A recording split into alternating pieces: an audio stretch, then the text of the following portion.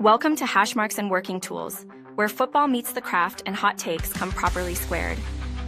Hosts Mike McDermott and Joel Cade torch NFL game film, then grab the Masonic working tools to talk strategy, character, and the craft itself. It's Mike McDermott and Joel Cade today. Hey, everybody. Hey, what's happening, Joel? Not a whole lot. We had a big event this past weekend. We did. In terms of the NFL, so I'm pretty jacked about that.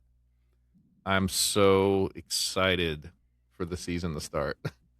So I will say that, see, I'm wearing my jersey, and I know you have this like, things with the Steelers where like you only wear your jerseys on game day.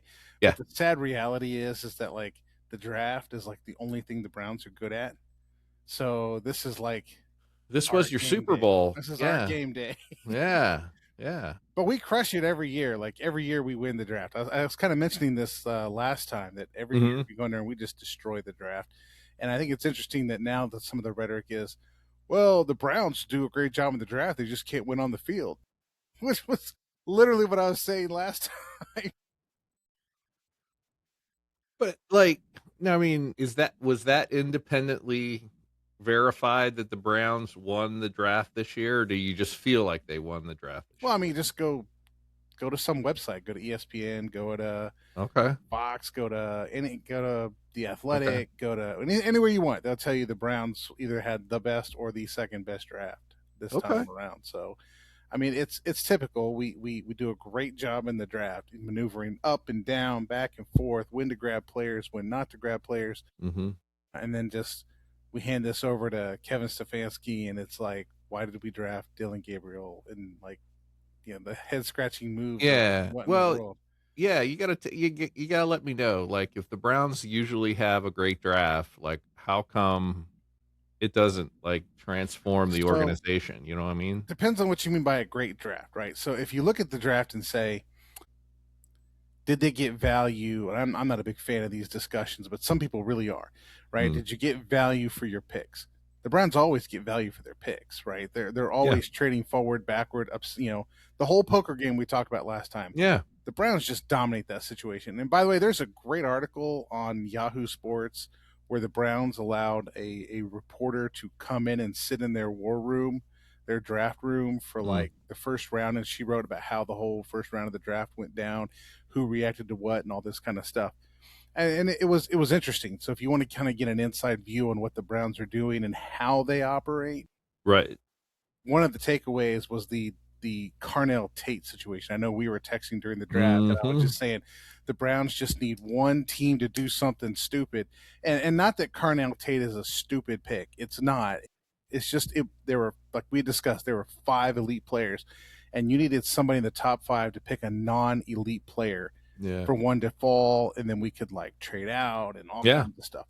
And it happened. In this article, Cardell Tate gets drafted, and the whole Browns draft team's like, whoa. And then one of the owners like, that helps us, right? And Eric Dewberry was like, absolutely, that helps us. Yeah, you know, it did. So it's interesting. You know, some of the things I've been talking about are kind of coming to fruition. This is my "I told you so" moment. So I told you so. This is what the Browns do, including, you know, having a player they won at 6, trading back to 9, getting the exact same player, saving $10 million over the life of his contract for the exact same player. And you pick up a third, which they used on another offensive tackle. So, I mean, these kind of things is how the Browns win the draft. Now, how the Browns don't win the draft is that you have people like Paul DePodesta, who's gone. You have people like Kevin Stefanski, who's now gone, who are pushing their agendas, right? So, I'm a Dodger fan in baseball, and you know that. But there's this time where Paul DePodesta was the Dodgers manager, and it was a lot of the same stupidity, right? It was a lot of the, we're going to go out and draft these guys. We don't care what their character's like. We don't care what, you know, as long as they meet a certain metric, we're okay with it, you know? And it seems like the Browns have been drafting for metrics. Tatoria McMillan, the Browns passed on him because they didn't have a complete metric profile. And now he's down in Carolina tearing it up, you know? So it's some of this stuff that DePodesta comes in. So we have our metrics. If we don't have a metric profile, we're not going to draft him. If we want this kind of player and that kind of player and this kind of player and that kind of player. And now that he's kind of gone, Andrew Berry has kind of taken over the draft the last 2 years, and he's kind of picking his players more in line with what he's hearing from both the analytic department and the scouting department, and he's communicating with coaches about these are the kinds of players we want. And you think it's been going on, and I think a lot of Browns fans feel like Paul DePodesta was kind of not purposely, but just through incompetence, sabotaging the players we actually picked. Right. And God knows why we picked Dylan Gabriel. Nobody. I mean, I get the Shador Sanders thing. That's great value in round 5. Dylan Gabriel does not make sense to me, and it makes sense to Kevin Stefanski because that's the kind of person he wants. But it doesn't make sense to like anybody that knows how to draft people. Right. Like that pick didn't make any sense. So there's I think the thing that's been holding the Browns back is Paul DePodesta. He's now gone, and I think the vision between what a team should be and what they are between Barry and Stefanski has been off. And now basically Barry got his coach. Andrew Barry's the Browns general manager, by the way. Got his coach, got his people, now doing it his way. So we're cautiously optimistic that within a year or two, this is literally going to start translating into wins. So I think AB did a nice job. Yeah, so that's the difference. We can play the poker game well, but then we get screwed because the people behind the picks are like the owners, DePodesta, Stefanski, are just kind of sabotaging the whole team. So now that you've kind of gotten those players under control, it's going to start, making some dividends, in my opinion. Talking about sabotage, let's hear this story. While the Browns may self-sabotage themselves, the Steelers get sabotaged by the Dallas Cowboys.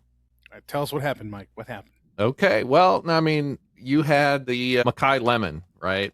Mm-hmm. He was the wide receiver that was widely thought to, go very early in the draft. The Steelers liked him. They interviewed him, I think 5 times. They had him in-house talking to him. And during the draft, the Steelers were on the phone with Lemon, basically, saying, "Hey, congratulate, before the congratulations, you're going to be a Steeler, right?" Mm-hmm. Just chatting this kid up. Now, the team that was on the clock, the Steelers were like, "Oh, well, they're going to pick a defensive guy, right? That they wanted to have a corner, right?" And so the Steelers were like, there's not a problem talking to Lemon right now because the team behind us that's on the clock wants a defensive player. Well, they traded, and then Philly ended up with being on the clock, right? Mm-hmm. So now you have this new team that's on the clock, not the team that should have been on the clock, and the Steelers were on the phone with the player that they wanted to draft, which was Mekhi Lemon.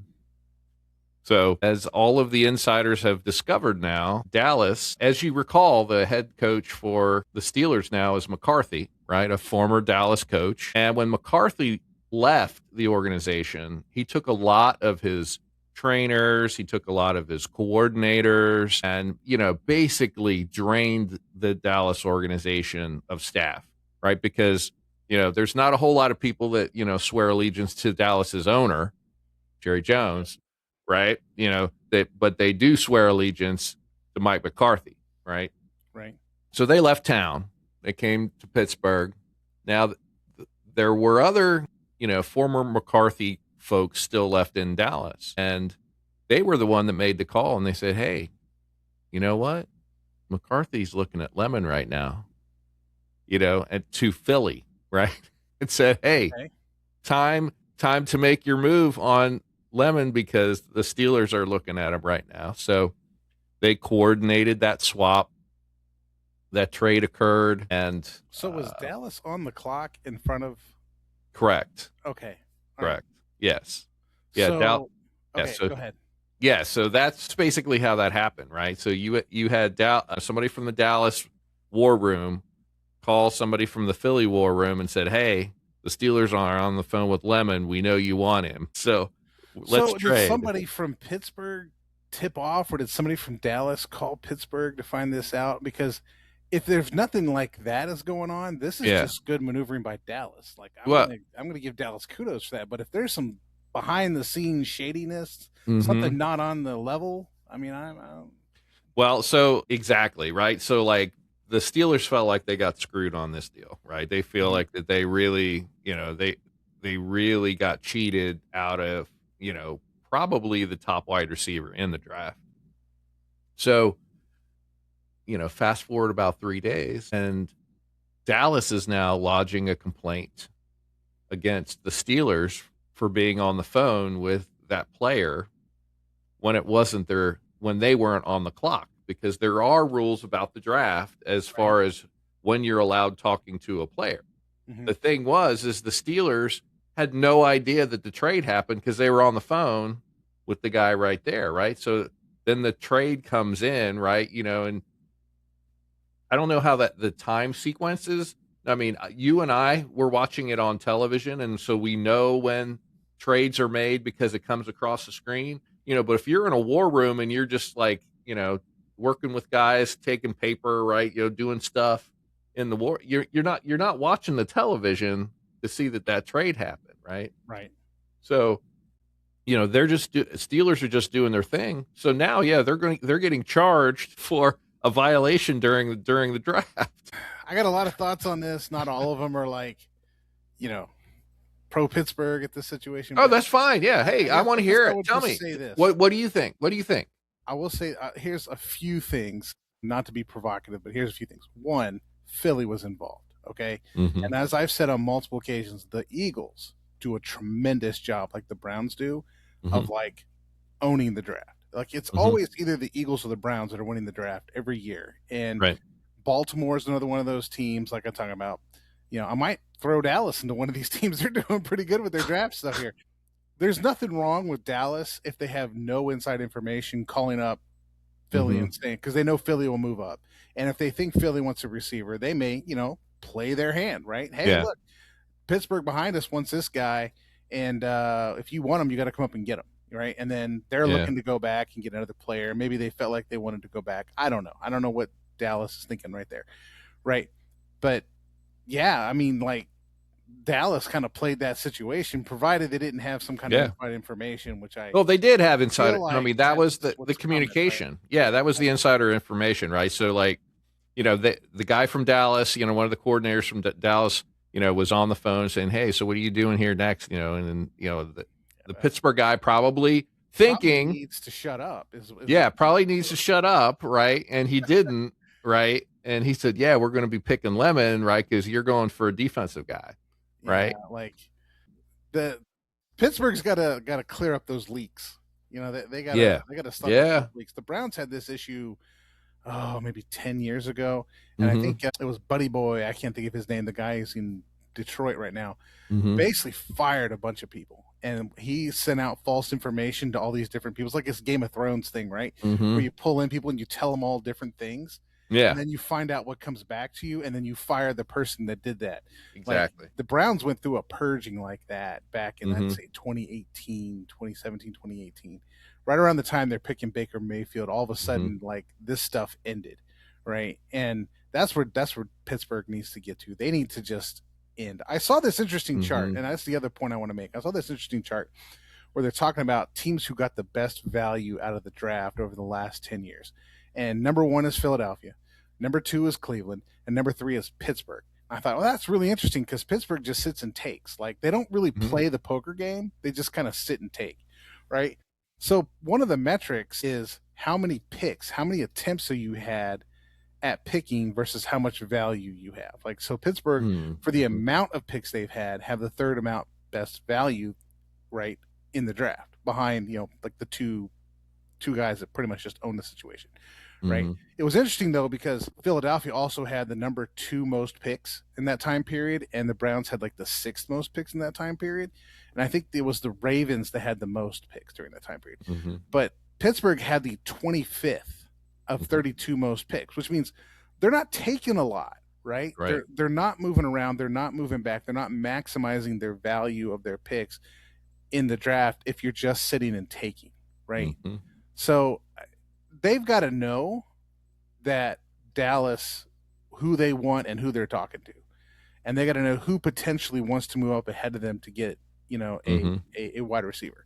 So Pittsburgh needs to be calling Dallas and saying, hey, what you guys got going on here at this pick, right? And if they're saying, "Oh, we got a trade offer from this, and this," which I'm sure whether they do or not, they're going to say, right? Pittsburgh's got to be able to move with that. Sure. So I guess that would be my one critique of Pittsburgh's situation here is you're just sitting and taking, right? You're not playing the game, if so to speak. But it comes back to, I think, Pittsburgh's had a long winning tradition with 20 years without a losing season, right? And things change in the NFL in 20 years, but Pittsburgh hasn't had to because it's always worked. And I think at some point there came this tipping point where the 10-6 and those kind of seasons end up becoming 9-8, and the draft kind of changed in the way people are playing it, but Pittsburgh hasn't had to because you can just sit there and take your players and still be successful. And now I think those days are changing for Pittsburgh, and their draft strategy needs to change with it. And I think this is an example of why, right? Yeah. One, you need to shut up and keep your information to yourself. If you're going to tell the opponents what your cards are, you're going to lose the poker game. Two, you need to start thinking about getting more picks out of the draft. If you're 25th over the last 10 years, that's not a badge of honor. You got to get in the top 10 of picks, because if you read, and I think you did, that article by Cade Massey, the point here is that teams overvalue their ability to evaluate players. Like teams who don't do well think that they can evaluate players far better than they actually can. Therefore, the trick is to just pick as many times as you absolutely can in the area. Now, I will say the caveat here is you have to pick in the area where players are good enough to start. You can't trade back from 1 to 2, 2 to 3, 3 to, and then you end up a whole draft of 4th and 5th. That's not a good strategy. But I think Pittsburgh needs to start to think about how we do in this draft and what can we do better. But the value you're getting is great. It's just you need more picks at it. You need more shots at it. Yeah, there's a lot of gutsy picks. They're gutsy picks, right? And so those are and then I think we do a good job of rating the players, right? We'll allow somebody to pass. We'll pass on guys, right? And because we just don't have a good feel for them. And we did some trading on day 2. I mean, we traded back, I guess, so that we could get an earlier pick, and we picked up Alar, right? And that was a great pick. Now, especially since we went and franchise tag. I've never heard of this tag. Rodgers, first refusal tag. I literally think they're making this crap up as they go along. And I saw that Aaron Rodgers wasn't very happy about that. And sure. And my point is, dude, commit. You can't just sit there and pull all the cards and expect the other team to just sit there and be at your whim, you're going to control them. They're going to play their cards too. So, and this way, I think they handled Aaron Rodgers very well, because they've severely limited his ability to go negotiate with other teams. Right. Absolutely. So he can't play that against them now, and he can come back at a certain rate. They can negotiate a contract. If he goes out and negotiates a contract, they can match that contract, and they have the ability to sign that contract or say, no, we don't want that contract that you just signed with Minnesota, so you can just go to Minnesota or whatever. Right. So they've done a great job of limiting him in, and I'm sure he doesn't like it. And after training camp starts in the end of July, he can only sign with the Steelers. So they've boxed him in. Yeah. And I'm sure he's furious because he's just lost all of his control. Absolutely. I mean, that was the worst thing. I mean, for a narcissist, a super maximum narcissist that Aaron Rodgers is, right? That was the worst thing you could have done to him. This is a guy that just prides himself that he can go in and do whatever he wants, whenever he wants, because he's got freedom, right? And he's a stud. I'm Aaron Rodgers. And it's not like this is new. Teams knew this in the draft. Oh yeah, that's why teams passed him in the draft. Right. How he acts. Yeah, when you take a narcissist, like you just said, and you put severe limits on them and tell them what they can and can't do, which is literally what Pittsburgh just told him he could do. You can do this, this, this, this, and if you sign a contract with another team, we have the right to say no. We're going to take you on those terms, as opposed to just letting you walk. Right. He should have just, but rules don't apply to narcissists. do whatever they want.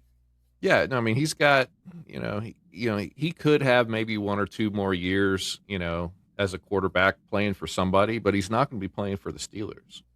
You think he's So done in Pittsburgh? I think he's done in Pittsburgh. You think he's so mad he's not coming back to Pittsburgh? Yeah, no, I mean the signaling that's going on in Pittsburgh right now with Will Howard going, hey, if I have to be the starting quarterback, I am going to be the starting quarterback of the Pittsburgh Steelers, right? Mm-hmm. I'm going to do it. And so, no, I mean, it's not like, God love Mason Rudolph, but like, I mean, he's been happy being, the next guy up his entire career, right? Will Howard's coming off of a natty and then was asked to go and sit on the bench for a year, waiting to go throw the ball again. And I mean, you take those guys that have those powerful arms and stuff like that, and all of that in-game knowledge and the smarts, right, as a quarterback, and you just have them just sit on the bench, hold a tablet. Yeah, I think the knock on Will Howard was the accuracy, but you can fix that now in the NFL. Mm-hmm. And the knock was also that he wasn't the most athletic quarterback, which, nowadays, if you have significant weapons around a statue quarterback, you can get by with a statue quarterback, even though the trend now is to get like the most athletic guy and like have him run the football. And I think the Browns actually went that way with Taylor Green. Like they picked the second highest relative athletic score, second highest earner ever at the combine. And this guy, Taylor Green, who's got like massive athletic skills, but he can't throw the football. I mean, you ever watch his tape? It's like Lamar Jackson coming out of college, man. The dude can't throw the football. Wow. Now, they've done a good job, like with Lamar Jackson teaching him to throw the football, but like this guy, Taylor Green, is 6'6", 230, runs a 4.32 or 4.33 40. And they said, oh, he's going to be a quarterback. He's not going to be a quarterback. He's going to be like a second running back. Yeah. In the backfield. That's what they're doing. They're going to set up these read options. But yeah, so Drew Aller, Will Howard, these are the same kinds of quarterbacks. Tall, big arms, not incredibly mobile, but mobile enough. And the trick with these kind of players is make sure you protect them and you've got weapons. So you've got to invest in the weapons, which goes back to you need more picks at the pot. Like Steelers need to be loading up and grabbing as many weapons as they can so that there's not a situation where he's rolling out or like either Aller or Howard has to roll out and make a play because you got a defensive end that's 300 pounds that runs faster than your quarterback. That's rolling out is not going to be something that you're going to be successful at. And anymore, these defensive ends run 4.6, 4.7. Quarterbacks, these big types tend to run 4.6, 4.7. So you just got to protect and you got to like have weapons. Yeah. And I think the Steelers did that in the draft, right? We've got a lot of new talent on the offensive line. We've got our Dunker. Did you catch him? Freebird guy. You got the mullet, the red-haired mullet. Big bright red mullet. Mm-hmm. He's going to be an excellent addition to the Pittsburgh Steelers. He kind of looks like, and I don't take this wrong, but he kind of looks like a Pittsburgh Steeler kind of player, kind of on the edge. Oh yeah. Like I'm a little bit of a loose cannon there, so absolutely. Kind of looks like after the game he's going to go pound down a 6-pack with some fans. I mean that seems like very Pittsburgh. Yeah. We've had those players before, right? I mean, we have a whole roster of historic, Super Bowl winning, Pittsburgh Steelers that are absolutely that way.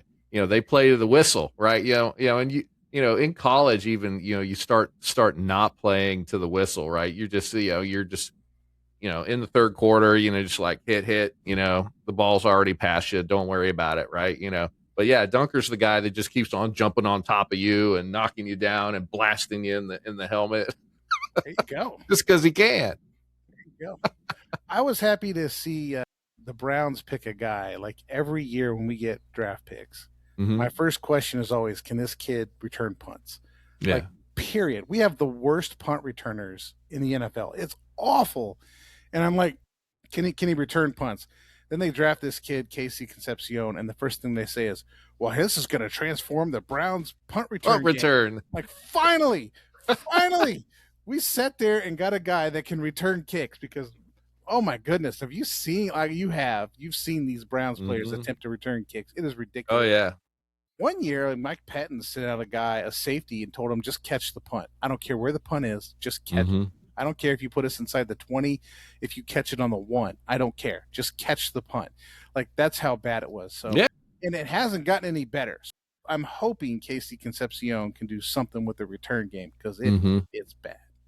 Yeah, no, I mean the Browns were just used to just before the rule change and stuff. They were just letting the ball roll, right? Just like, go ahead. That's because we had stupid returners. I mean, like we went years without anybody who's actually returned kicks, right? Like, yeah, we would get people on the roster and there'd be no kick returner, and so you're putting like the third string running back there because he can catch a football.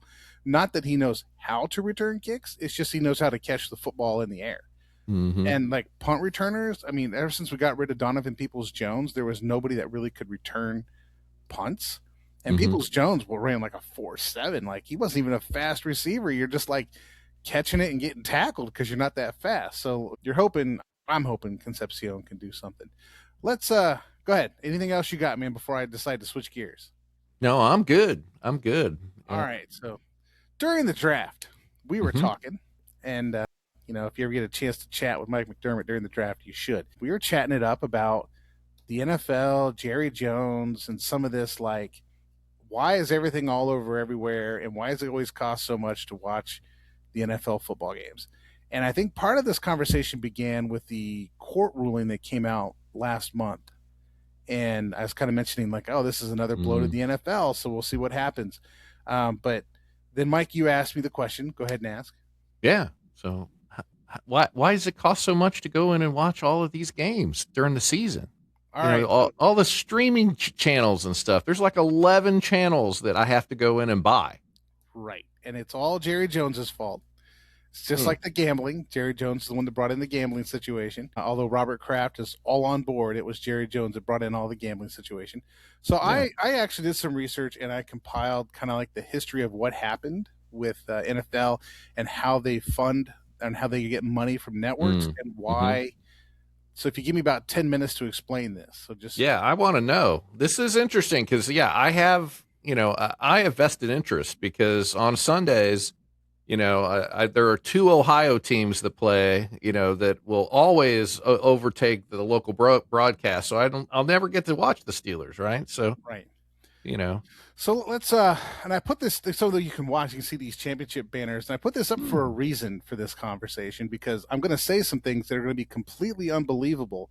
But if you understand that the Browns won in 46, 47, 48, and 49, right? And then effectively put an end to the AAFC, which are now official NFL statistics, which means those are now NFL championships.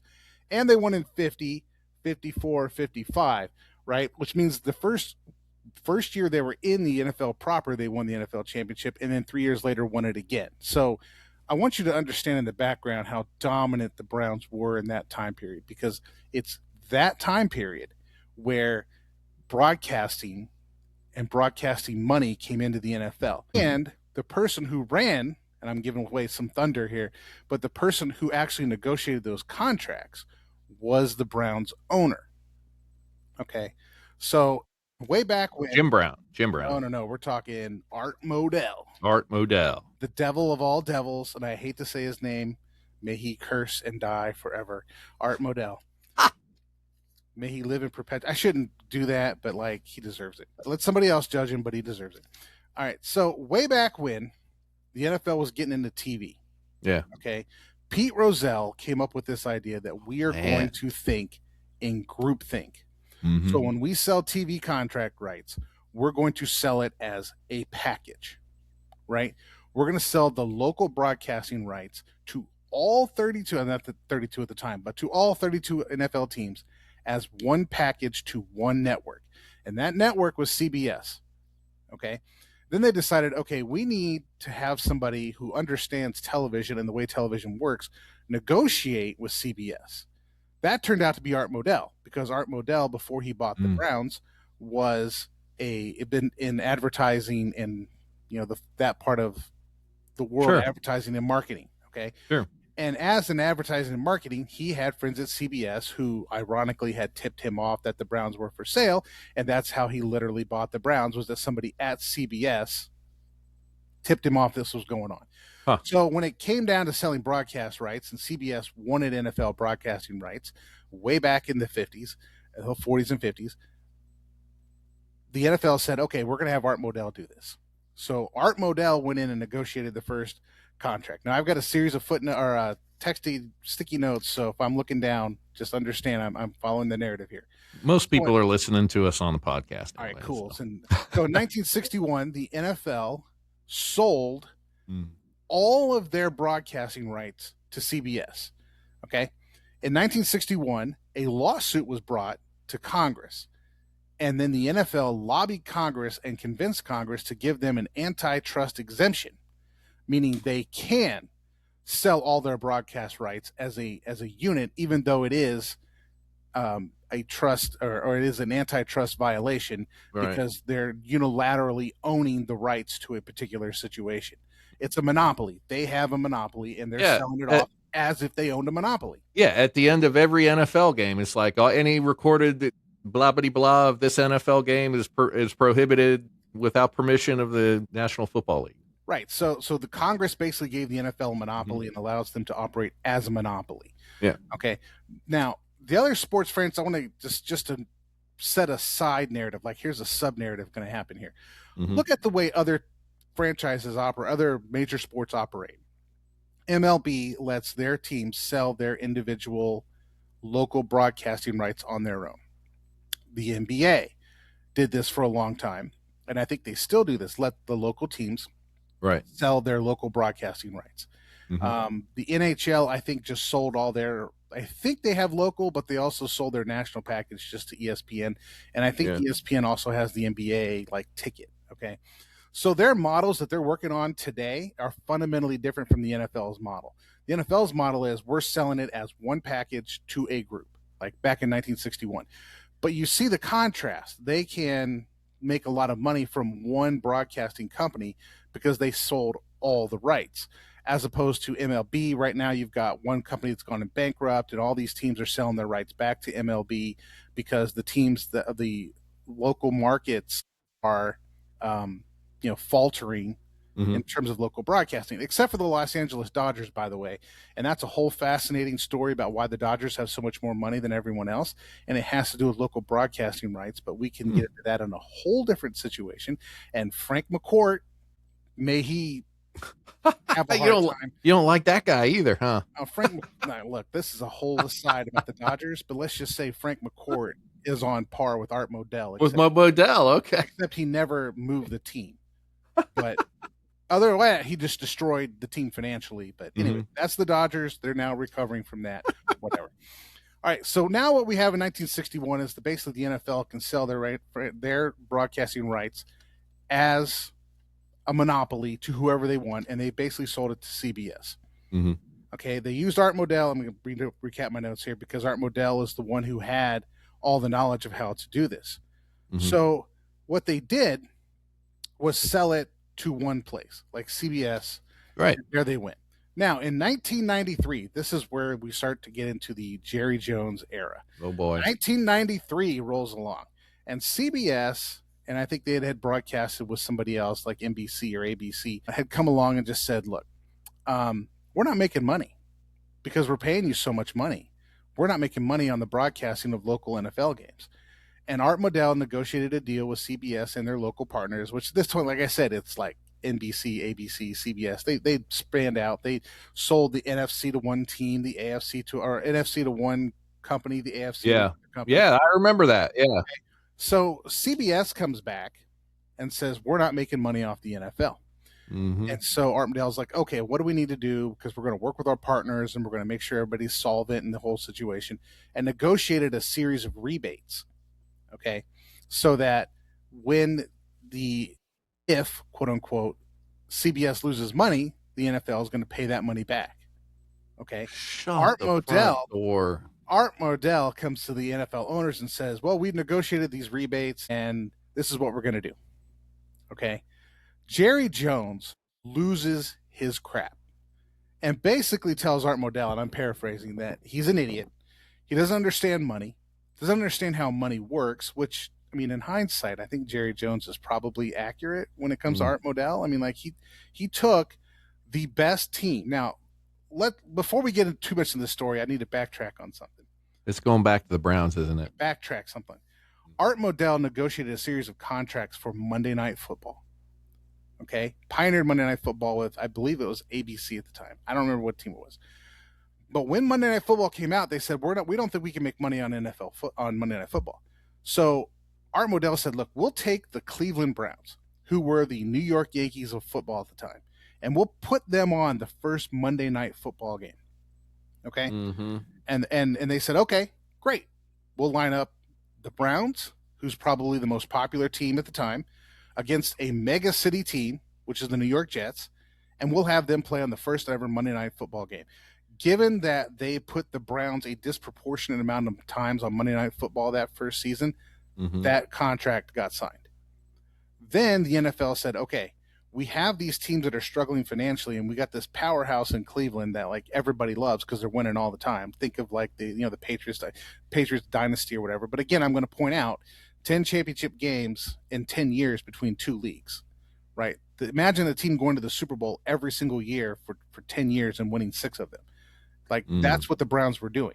So when they negotiated like Sunday night contracts or whatever, part of the contract is that the Browns are going to be on those things on a regular basis so that the networks can get money off of the most popular team at the time in the NFL. Now the Browns have like pissed this down the toilet, but for a while there, Art Modell was leveraging his product, right, the Cleveland Browns, to get these contracts. All right, so that's part of what's going on. So then 1993 comes along, the Browns are in the toilet. But point this other thing out. The Browns even agreed to change conferences at one point because they had 2 different conferences, and the Browns even agreed to change conferences to be closer to teams like Buffalo, Pittsburgh, Detroit. I don't think Indianapolis was there at the time. I think it was just Baltimore, because those Midwestern teams were struggling financially.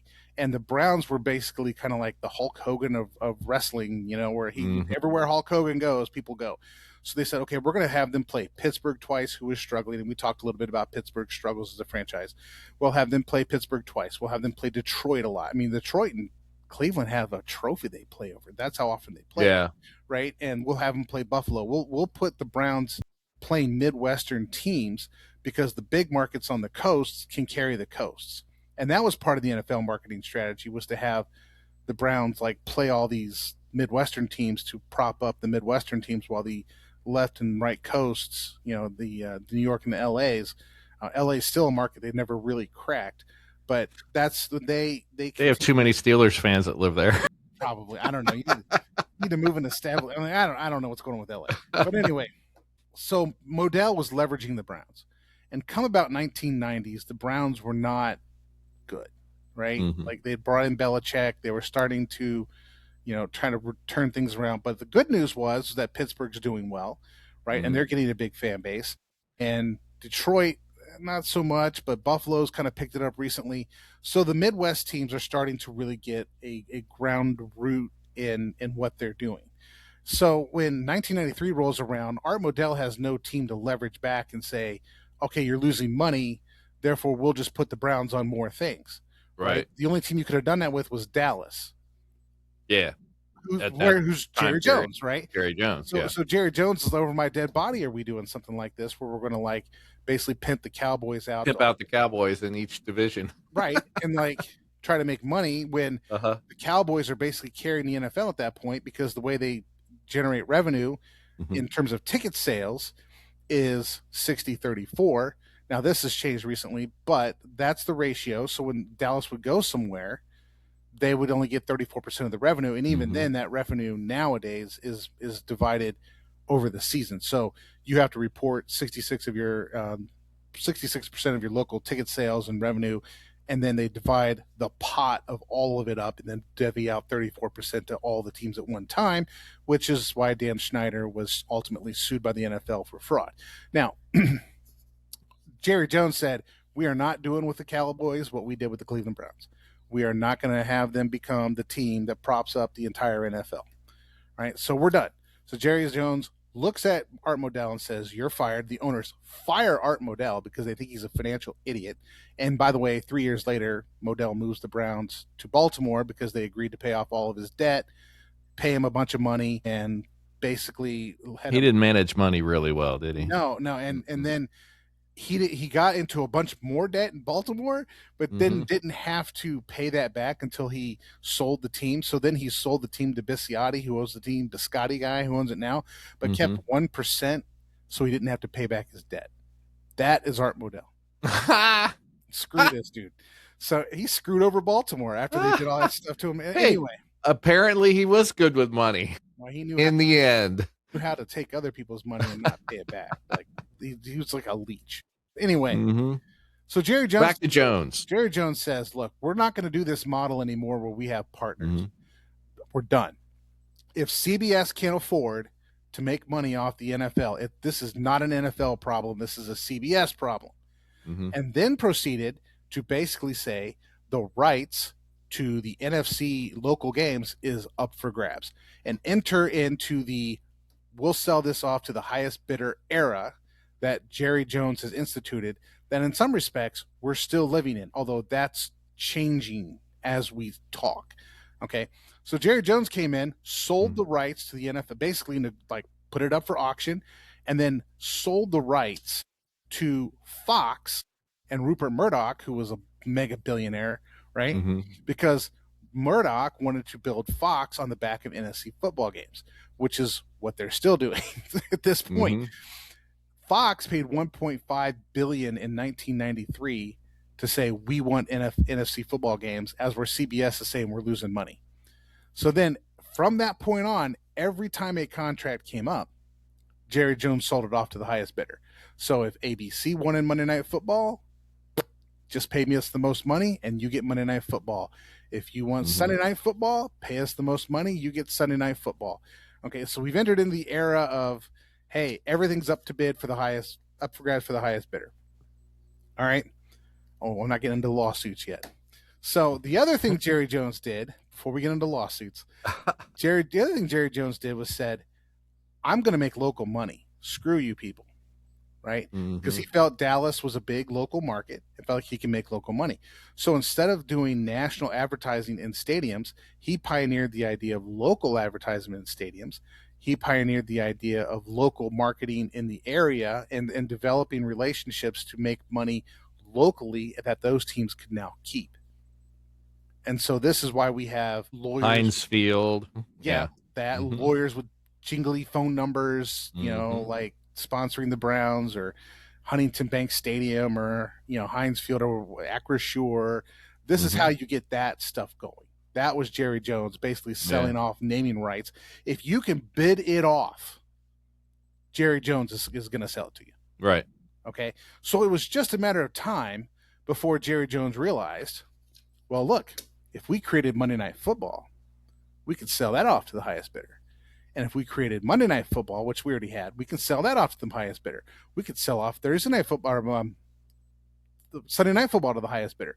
We could sell off wild card games. When the wild card game was expanded, they immediately sold the rights to that expanded wild card to the highest bidder, which was Paramount Plus.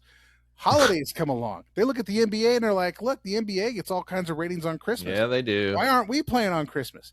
Then they sold the rights to Christmas games to Netflix. If you want to broadcast it, you're going to pay for it. Yeah. So now the NFL is in this game where they're going to start creating other events. Now we've got Europe events and all this kind of stuff, and they sell it all off. Whoever wants to do it, show me the money, right? Jerry Jones does not care one rear end about CBS, ABC, whatever. Yeah. CBS, by the way, who had told Modell the Browns were for sale. Then Modell got the inside tip and bought the Browns. Modell, who pimped out his team to CBS to keep the contracts going. Those days are long gone. Right. Jerry Jones doesn't care. You're just going to go out to the biggest bidder. So that's why we have all these contracts, right? But the big money for the NFL is not in Paramount Plus. It's not in Netflix. It's not in, Sunday Night Football. It's not in Thursday Night Football. The big money is always in local broadcasting at Sunday at 1 o'clock. The second window being Sunday at 4 o'clock. That's where the money comes from. It comes from Fox. It comes from, I think it's currently CBS that does the AFCs. That's where they get the majority of their money. So when the NFL decided, and Jerry Jones came with this great idea, we could package all the local games, right, and sell that off, the rights to all of our local games, which, caveat, is exactly what the Major League Baseball is trying to do right now. They're trying to end all their local contracts with individual teams in their individual situations, like the Yankees with the Yes Network, or the Boston with the New England Sports Network, or the Dodgers with Fox Sports LA, or Sports, I don't forget who they have out there in LA. Trying to end all those deals so that Major League Baseball can own all the local rights to every single team, so they can turn and sell that as a package to a place like CBS or ABC. So that's the model. That's where the money comes from. So when Jerry Jones said, let's sell this off as Sunday Ticket, where we're going to let anybody buy anything, CBS, ABC, NBC, they got mad. Like, look, we're paying you X amount of dollars to turn around and let us broadcast local rights. You sold us the local rights. Then you turn around and sold those local rights a second time, yeah, to another company like DirecTV or YouTube, right? Yeah. So they got mad. So if you want us to keep paying you, you're going to limit the ability of these people to watch local markets through that secondary source. So the NFL said, we've already sold on the rights. We can't really do that. So what they did, and this has been proven in court, is to say, we want Sunday Ticket to be so expensive that it is prohibitive for the average fan to purchase it and watch it, thereby forcing people to watch the team in their local markets. Because, again, that's where the majority of the NFL's broadcasting money is coming from. And these companies are paying insane amounts of money to do that. Yeah. So the NFL is interested in protecting that investment. But they've also seen the writing on the wall, and that's a couple down. They've also seen the writing on the wall that this probably isn't going to happen because they sold it all to the highest bidder. So a lawsuit was filed. I forget exactly who filed it. They went to court, and in 2022, I believe it was 22. I don't have the exact year. Successfully argued that the NFL has inflated Sunday Ticket artificially to protect local broadcasting rights of the major companies that have those broadcasting rights. Right. They cited how ESPN was going to had a package involved where they would resell those rights for $70 a season, with an option to buy into local teams. And the NFL said, no, we're gonna give those broadcasts, because that would have been the best offer, right? They could have gotten, right? But then they said, no, we're going to sell this to DirecTV, who agreed to sell it for like $500 a year. Right. And there's no reason for them to have done that, because they could have made more money off the secondary with ESPN. Because if you're selling, if you sell to more people at a lower price, then less people at a higher price, you're going to make more money off of it. One of the things DirecTV wanted to do was to be able to preempt the local commercials. And so you'll see during NFL, if you have Sunday Ticket, you'll get local commercials, as opposed to if you watch, say, MLB Season Pass, I think is what they call it, you'll see the local commercials for those Major League Baseball games. So if I watch a Dodger game, I'm watching Carl's Jr. ads, or I love Jack that. In the Box. I love that. You're getting the local ads from there. So those local broadcasters are getting their money. Yeah. And they're getting broader exposure. Absolutely. Way more than what they normally would, right? Right. So, but if you get NFL Sunday Ticket, when they go to commercial, you get local commercials. Okay. That's why the local companies are pretty upset, because their pie is being cut into. Right. So they successfully argued in court. The court found it in favor of the plaintiff, I believe. I'm not into this legal stuff. In terms of the people who brought the lawsuit, the NFL lost. Was fined. That'd be the plaintiff. Was fined $4.7 billion because they were illegally using their legal monopoly to determine the cost of Sunday Ticket. Were fined $4.7 billion, and because it violated the Antitrust Act, that was tripled to almost $15 billion. 2 weeks later, The NFL appealed to a federal circuit court trial judge who immediately found in their favor. And then it's been in court ever since until last month, when a panel on the appeal for the plaintiff, the appeal of the appeal, found in favor of the current plaintiff and said, no, the NFL, the current decision by the federal judge was wrong. We have no idea why they did that. We have no idea. I mean, it doesn't even make sense for them to overturn. Well, we know what happened. I mean, I can't, just use your imagination what happened. All right. And so now we are currently in the phase where this panel of judges has one of three options. Either A, reinforce the $15 billion penalty. B, say, well, we're not going to hear this case or have a retrial of the case. Yeah. Or C, just say, well, even though we disagree with the current, overturning of the original decision, we're just going to let that stand. So that was determined last month that they're going to relook at this situation and bring a new determination. So that's where we're at on Sunday Ticket. But what you see is that people are arguing and fighting back, saying this is a monopoly, and there's a push to get this 1961 exemption taken off so that local markets can bid for local games directly with teams, which is what they don't want to do. The NFL does not want that to happen. MLB is currently having that happen, and look how much you're paying for MLB season pass, which is like $100, right? You can buy a local team, I think, for $50 on top of that. Wow. So if you're $150 or maybe even $200, you could watch. Let's say I'm a Reds fan. I want to watch the Reds. I can pay $100 just watch the Reds, or I can buy. That's just Reds games, right? Just to stream. Or I could buy the entire package for $100 and then get the discount on the Reds package and pay $150 to watch every single Major League Baseball game and the Reds over streaming. But if you wanted to get Sunday Ticket, you can only watch the out-of-market games, and you're paying $500 to do it. When ESPN 6 years ago said we could sell this off, kind of like the way MLB is doing it right now, we could sell this off for $70 a pop. Back in 2020, we can put off for $70 a pop, and we can give an option for close to that for local teams. If you just wanted the Browns, you could pay for just the Browns and pay maybe $100 or $70 or whatever. And the NFL said no, because they're trying to protect their cash cow. So what's happening now, and this is something to look forward in the future, and the only reason I know this was because I had owned stock in Disney. And Disney will come out with their this is what's happening with Disney. And I read in one of the reports that one of the quarterly reports that they had made a deal with the NFL where they sold 10% of ESPN to the NFL, and they're going to partner with the NFL to broadcast games. So in the future, we may see ESPN getting the rights to all the NFL games. And then in turn, because the NFL now owns part of ESPN, the NFL would essentially own their own broadcasting rights. Right. And then they can turn around through the vehicle of ESPN, charge as much as they want. Right. And get and they don't have to even charge as much as they want. They can turn around and say, whatever we can charge for advertising on our product, we will keep, portion of that. So now instead of the model being, here comes the broadcasting company, they're paying $15 billion or $1 billion, whatever it is they pay. It's an exorbitant amount.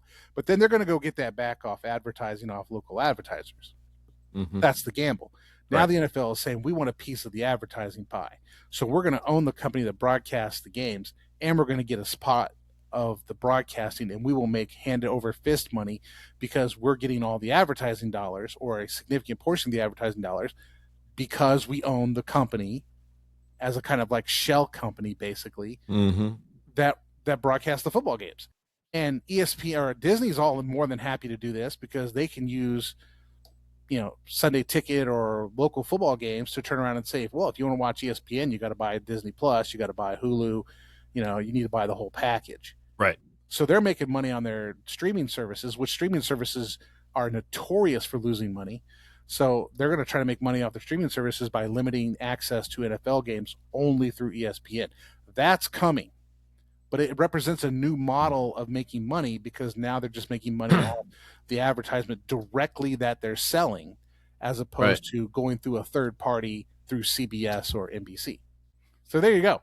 The reason the reason you pay for an exorbitant amount of money is, one, because the NFL has an antitrust exemption. Yeah. And two, the reason you go to all these different sources is because Jerry Jones has found a way to maximize value by selling it all off to the highest bidder. But I think the Jerry Jones model is going to be usurped by this new model with ESPN, where they own 10% of ESPN, and they're basically going to control ESPN, which they do now. I mean, look at the way Diana Rossini and Mike Vrabel's been reported. Mm-hmm. You know, that's their grip on the media is extensive, right? Like, if they don't want something reported, they're not reporting it. Mm-hmm. And I kind of point this out to people all the time. The only reason we know about Deshaun Watson stuff is because the NFL wanted that known. If they didn't want that known, we wouldn't have known about Deshaun Watson. Mm-hmm. Case in point, Justin Tucker had been thrown out of multiple massage parlors dating back to 2012. And we knew nothing about it. Why? Because Justin Tucker was the good boy. He was the kicker. He was the this. He was the that. And then all of a sudden the Ravens want to cut him. Oh, guess what we learned? He's been getting kicked out of massage parlors and da-da-da-da-da. You know, we got to destroy the guy. Right. Because we built him up for so much. And that's what they do to players. They build them up and they tear them down. They build them up and they tear them down. And this is why Myles Garrett almost quit with the whole Mason Rudolph situation. Like, why is he being suspended indefinitely from the NFL for hitting somebody with the helmet when previously the penalty is a 15-yard unsportsmanlike conduct and maybe a $5,000 fine, which was the previous situations. And afterwards, Aaron Donald is two-fisting helmets beating up on Bengals players, and the NFL's like, well, we can't do anything about that because it happened in practice. So it's not about, you know, we have rules and we follow them. It's about perception and money and making money, and players can be built up and torn down based on how they get along with their owners. If you're Deshaun Watson and you're saying, my owner's a jackwagon and my owner came out and just said, we're letting the inmates run the team, and then I object to that and I say something publicly negative about my owner, then all of a sudden my career is destroyed. Right. So, I mean, there's a lot that goes on, and it all has to do with money. And it's these kind of discussions that make me, you know, we need to talk about Freemasonry next time we have a podcast. I'm going to be done with the NFL for a while. Yeah. And you know, and as a non-local team fan, right? I'm a fan of the Steelers, right? So I've lived my entire life here in Ohio having to deal with this, right? So if I want to watch a Steelers game, right, in the 90s, right, I had to go find a bar that had 2 or 3 satellite dishes on top, right? So I would drive around, right, you know, wherever I was at, you know, BW3s or whatever, you know, and try to find the one that had all of the satellite dishes. So there was a chance I was going to be able to watch the team that I root for, right?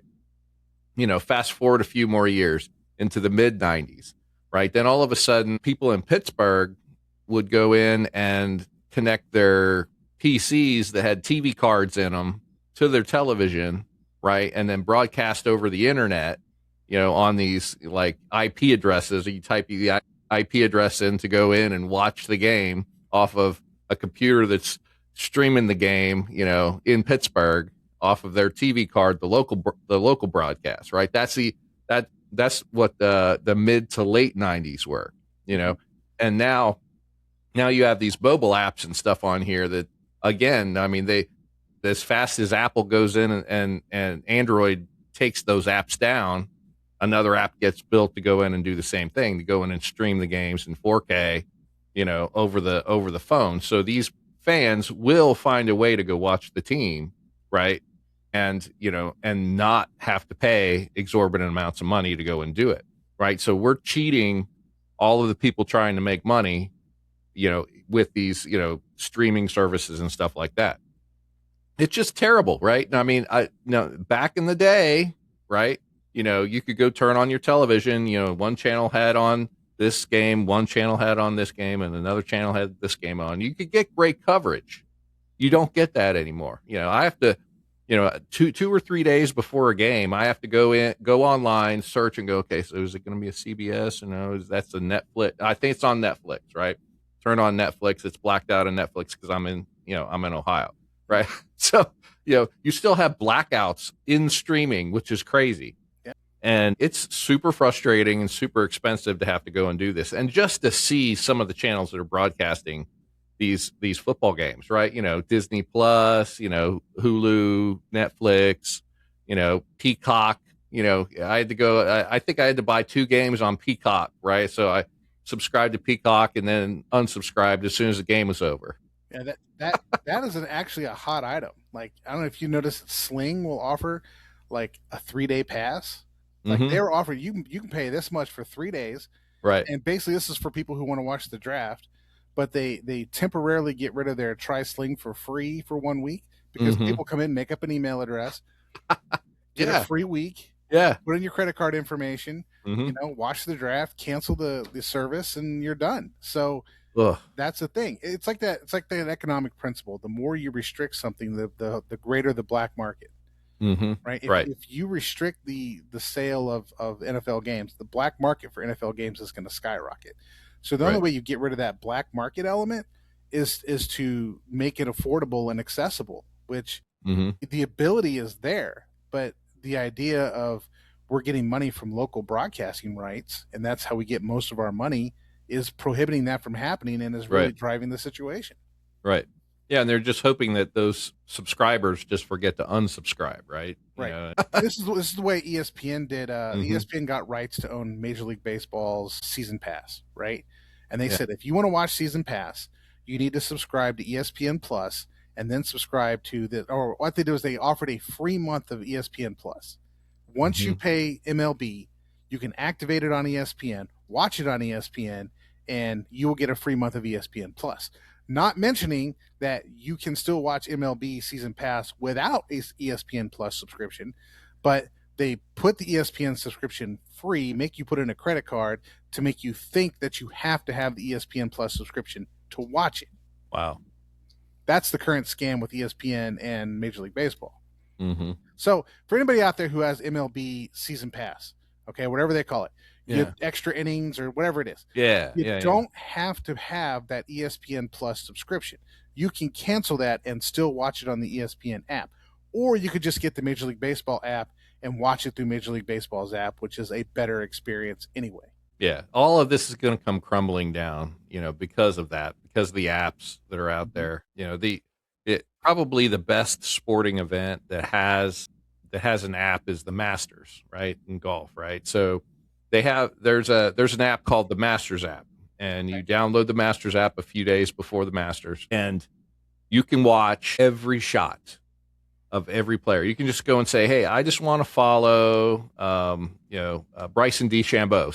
Say he's your favorite golfer, right? You can go in, and for that entire week of the Masters, you can go and just watch Bryson DeChambeau on your mobile app, and you can, shoot it up to your television and watch it on television, right? So it's fantastic. And then as soon as the Masters is over, everyone uninstalls the Masters app because the Masters is over, right? But it is the single most functional sports app out there because it's flawless. It's absolutely flawless.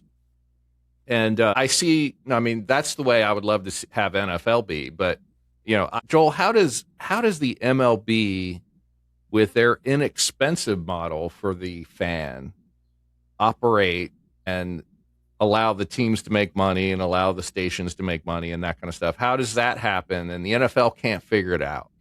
Well, that's kind of the question for Major League Baseball is, are they making money on local markets? Because a lot of these people that own the local rights are actually going bankrupt. So you saw the company that ran a lot of them in the Midwest, like the Reds, the Guardians. Yeah. A lot of those, the MLB has reappropriated the local rights to those teams, but it's the big cities like Boston, New York, Philadelphia has one that's successful. LA is making hand over fist on their local market. But that's how they're successful. This is why New York and LA has so much more money than other teams because they went individual think, like each, instead of saying we're like McDonald's where we have one overarching brand and we have like franchises, right? That's what the NFL has done. MLB has just basically said the Dodgers are a franchise, the Reds are a franchise, the Guardians are a franchise, and they operate those things the way they want to. Okay. And they look at the NFL and realize the NFL is making all kinds of money and we're not. And this is why the Guardians have less money than, say, the Dodgers, because the Dodgers can leverage a massive city, and the Guardians have Cleveland. And I'm not to say anything bad about Cleveland, but it's not Los Angeles, right? So MLB is literally trying to become the NFL with this, is what they're trying to do. So they're trying to move into that model. Right. And this is why, the owners are all like, we're so poor. And they've been playing that game for, how all these MLB owners aren't bankrupt is beyond me. If they have these businesses that lose money every year and they've owned the same business for 30 years and it's lost money every year, how do you still have money? Give me a break. Right. They're always crying poor, and they're always saying we need the revenue share, we need to do this, we need to do that. And that's what I think a lot of the upcoming MLB strike next year is going to be about. It's going to be about, the players saying we're not going to have a salary cap. The owners are saying we're going to have a salary cap because we need to cap teams like the Dodgers, who have so much money that they can pay them whatever they want, or the Yankees or the Mets or the Red Sox that could do this. So they want to limit spending so that poorer teams can compete. But what they don't seem to understand is that you got to take and distribute the revenue evenly, or you're still going to have teams that are going to spend more money. Right. You have teams like the Angels. The Angels owner, Artie Moreno, comes out and says, we don't really have to invest in our team because Los Angeles fans don't care if you win or you lose. And this is from a team who had Mike Trout and Shohei Ohtani on their team and failed to make the playoffs. Right. How do you do that? How do you have the two best players in Major League Baseball and not make the playoffs? But he pulled it off because he paid two players and they didn't care about anybody else. This is kind of like the Bengals model, right? If you have Joe Burrow, people are going to show up, and who cares if we win or if we don't win? People are going to come in and we're going to make money. That's kind of what the Browns do. Well, not the Browns, but that's kind of what the Bengals do. Right. It's frustrating. And Joe Burrow knows that's how they operate, which is why there's been all this speculation like Joe Burrow's not happy, blah, blah. They did it to Carson Palmer. They did it to Andy Dalton. You get a quarterback in there, you ride him like a cash cow, and then you throw him out to pasture when you can't make you money anymore. Right. That's what they'll do to Joe Burrow, and that's what they were doing to Andrew Luck in Indianapolis. And he was just like, screw it, I'm done. I'm done getting hurt so that this owner can rake me over the coals. So you have those kind of owners. The NFL at least has a safeguard. If we're going to revenue share our money, we want to try to have parity as much as we can. Therefore, you have a cap floor. You have to spend so much money. Then it becomes a matter of every team is spending at least the minimum amount of money, or if they spend under that, they have to distribute that money to all the players that are currently on the roster. So it doesn't make any sense not to spend the 80% threshold because you're going to spend it anyway, right? MLB doesn't have that. So you have teams out there paying two players. Like the Dodgers pay two players more than the entire Guardians roster, but the Dodgers can afford it because they're leveraging their local markets like yin yanks. But instead of having LA, New York, Boston basically revenue share and pay for, Cincinnati, Cleveland, Pittsburgh, so that they have the money to operate as a unit, they're doing it all individually. So every team is in a different situation. This is what NFL wants to avoid. They don't want to get into that situation, right? So they're saying, let's if we purchase the broadcasting company like ESPN that has the label that can sell the advertisement, and we're in the broadcasting business, we're no longer, dependent on selling the local broadcasting rights to make the money because we can now make it through the advertisement, which is where they're making their money. Right. So we can just dip into their hand as opposed to, we dig deeper into their pockets as opposed to this other thing. So MLB is struggling. They're not really making a lot of money off of it. And I really think what they're trying to do is restructure their financial situation so as to compete like the NFL does. They're just coming at the game. And it's because the game has been surpassed by the NFL and they haven't kept up in terms of how to make money. Because everybody goes to the baseball game, Let's go to the baseball. Let's watch the baseball game. That's what MLB has been selling. They've been selling nostalgia. And now they're like, crap, our median age is 50. People under 50 don't watch baseball. We got to make it more exciting. We got to make it more accessible. We got to do this. We got to do that to ramp up the competition. We got to make it more exciting by having teams having more parity. We can't have 3 stars in one city. We got to have our stars spread out, which the NFL does a good job of that, right? They got to start in Kansas City. They got to star in Dallas. They got stars in Pittsburgh. They got stars in Cleveland, whether you believe it or not. They have the stars are everywhere, right? Yeah. They're not just concentrated in New York and LA. And Sure. if let's say Paul Skeens pitching in Pittsburgh, right? Mm-hmm. In a certain amount of time, he's going to be a Yankee or a Dodger. Yeah. One of the two. Or Red Sox, if the Red Sox decide that they're going to get back into this. But that's who he's going to pitch for. In 4 years, he's one of those 3 teams. Or the Mets. The Mets are trying, so the Mets. So I don't know if MLB does make the money the NFL does. They don't. Okay. And so they have to, and part of that is because they don't structure themselves well. And so they are actively attempting to, use their portion of the antitrust situation that happened in 1961 by selling their rights off. But there's still a model behind, right? What they need to do is, like, as MLB, they need to purchase or own, like the NFL's on the cutting edge, right? They're trying to partner with somebody to take the money from the advertising directly as opposed to through a third party. Right. But MLB is trying to get into the third party game. That's how far behind they are. So they got problems right now. Oh my gosh. Well, that was a great review, Joel. Appreciate that. I learned a lot. Been following this story for a while. And I'll be honest with you, when I start getting into all the shady stuff the NFL does, I kind of lose my faith in watching football. I just got to remind myself this is just a football game. What the NFL as a whole and how shady and nasty and vile they are is not. I mean, it's a shame that the NFL is basically the group of people that operates football. I mean, I like football, but I hate the NFL, man. They're the way they're handling this Diana Rossini, Mike Vrabel. It's just another situation of we're controlling the narrative, and we are going to determine what people think and who they think it about, and why they think it about this person, and when they think it about this person. Yeah. I mean, like 5 people have been fired over this Rossini Vrabel thing because they reported it. NFL doesn't want you to know something. Something's going on. Either Rossini's like giving Vrabel inside information, or something's going on that they don't want people to know. Well, I was very proud of Steeler Nation during the draft because every time Roger Goodell got out there on the stage, they booed the heck out of that guy.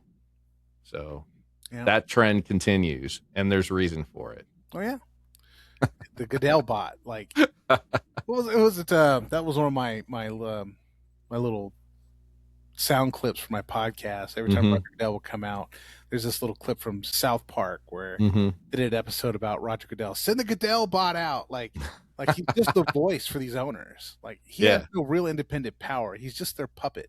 Absolutely. Send the Goodell bot out there to deal with it. That's why we pay him. Like, and it's pretty true. It's pretty. Accurate. He just goes out there and puts out fires. These guys behind the scenes act like complete jackwagons. Yeah. Like Robert Kraft interfering with federal investigations. Because why? Because he's going to massage parlors and like harassing them to have sex with them. But it's okay when Robert Kraft does it. It's okay when Justin Tucker does it. But it's not okay when Deshaun Watson does it. Right. Right. Right. So we pick and choose who we protect. Right. Right. Well, what the rumor is that Kraft was going to be up to go into the Hall of Fame too, right? That was the stink this past year was Robert Kraft or Tom Brady or both were going to get into the Hall of Fame, right? And so no one is even bringing up any of Kraft's. No, nobody will bring that up because they don't want it out there. And if somebody talks about it, they'll get fired. Yeah. Yep. I will say this about the Hall of Fame. If Art Modell ever makes the Hall of Fame, I think Browns fans will burn down the Hall of Fame. They'll have to move it. They'll have to pick it up and literally move it to another city. I think it'll get destroyed. And quite honestly, I'm not going to incriminate myself, but I may be one of those people. Well, yeah, there's some characters that definitely don't belong there for a lot of different reasons. So we'll just leave it at that.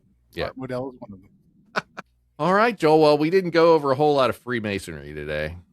Well, I would say this. If you're keeping it on the level, a lot of this conversation is a good example of how not to act. Correct. Yeah. That's right. Be above board. Be straightforward.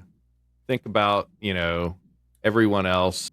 right? Think about the fans, right? Think about the way that, you manage your organization and, do it with honor and ethics and morality, right? Not like the NFL.